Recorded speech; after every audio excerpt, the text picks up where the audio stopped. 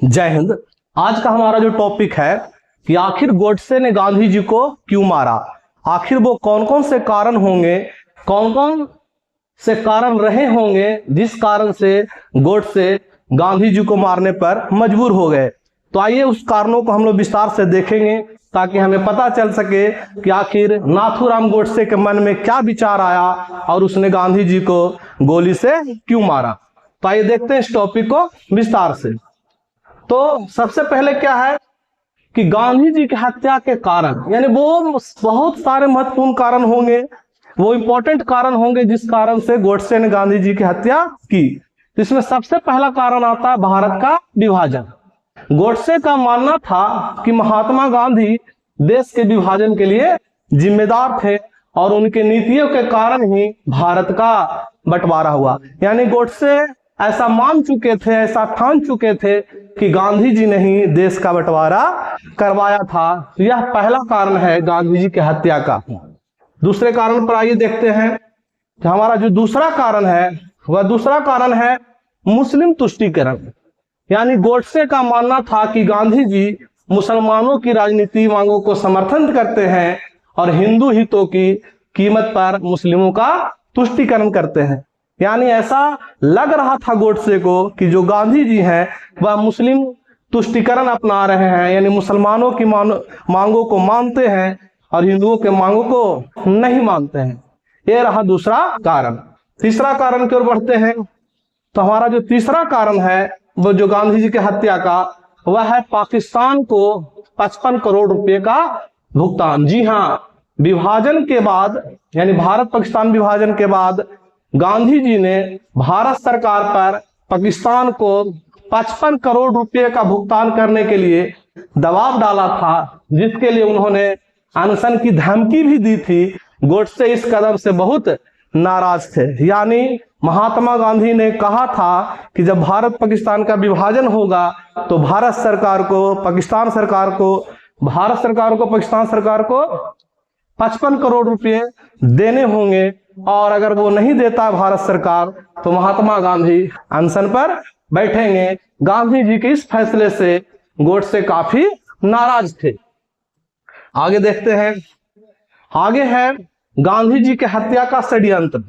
यानी गांधी जी की जो हत्या थी वह एक काफी षड्यंत्र के तहत हुआ था, जिसमें तकरीबन 8 लोग शामिल थे। कितने लोग शामिल थे? 8 लोग शामिल थे, जिसमें जो मुख्य हत्यारा था वह नाथूराम गोडसे था, जिसने गोली चलाई थी। यानी उन्होंने गांधी जी पर 3 गोलियां चलाई थी।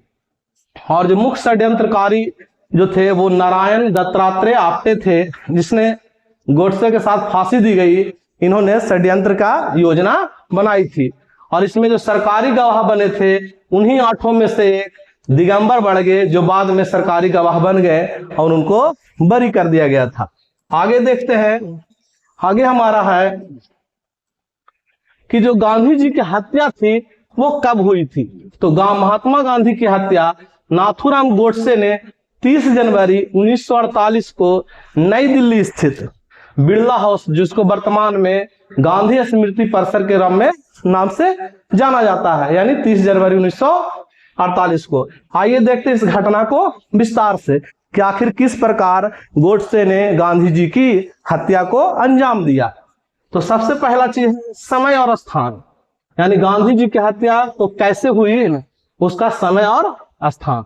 तो क्या है कि शाम का समय था जब महात्मा गांधी अपने दैनिक बहुधार्मिक प्रार्थना सभा के लिए जा रहे थे। वे अपनी 2 पोतियों के कंधों के सहारा को लेकर और भीड़ से होकर मंच की ओर बढ़ रहे थे। यानी शाम के समय प्रार्थना के लिए गांधी जी अपने 2 पोतियों के साथ मंच की ओर बढ़ रहे थे। दूसरा जो स्टेप है गोडसे का कदम।